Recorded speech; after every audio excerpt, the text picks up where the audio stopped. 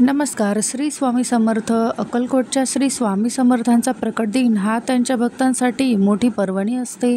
महाराजांवर श्रद्धा असलेले लोक देशभरात नाही तर जगभरात देखील आहेत. श्री स्वामी समर्थांचा 23 मार्च रोजी तिथीनुसार प्रकट दिन आहे. त्यानिमित्तानं स्वामींच्या प्रकट दिनाविषयी पौराणिक माहिती जाणून घेऊयात. श्री स्वामी समर्थ म्हणजेच अक्कलकोट स्वामी हे 1856 अक्कलकोट येथे अवतरले असे सांगतात. त्यांनी महाराष्ट्रात अक्कलकोट येथे दीर्घकाळ वास्तव्य केले. श्री स्वामी समर्थ अर्थात अक्कलकोट स्वामी हे श्रीपाद वल्लभ आणि श्री नूरसिंह सरस्वती यांच्यानंतरचे भगवान श्री दत्तात्रेय यांचे तिसरे पूर्ण अवतार म्हणून ओळखले जातात. गाणगापूरचे श्री नूरसिंह सरस्वती हेच नंतर श्री स्वामी समर्थांच्या रूपाने प्रकट झाले.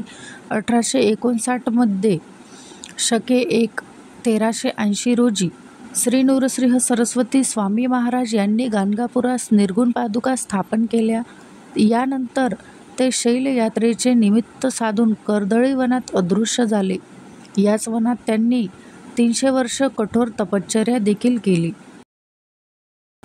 तसेच या काळात मुंग्यांनी त्यांच्यावर वारूळ रचले. एके दिवशी एक लाकूडतोड्या वनात आला.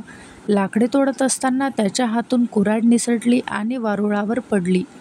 यानंतर वारुळातून रक्ताची धार उडाली आणि या दिव्य प्रकाश बाहेर पडला.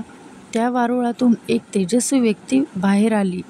हेच श्री अक्कलकोटचे स्वामी समर्थ महाराज. आपल्या हातून घडलेल्या घटनेमुळे लाकूडतोडा घाबरला होता. मात्र स्वामींनी लाकूडतोड्याला अभय दिले आणि ते देशाटनासाठीच निघाले.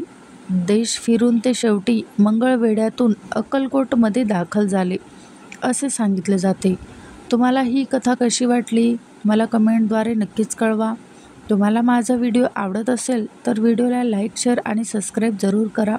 भेटूया अशाच एका नवीन व्हिडिओसोबत. तोपर्यंत श्री स्वामी समर्थ. जय जय स्वामी समर्थ.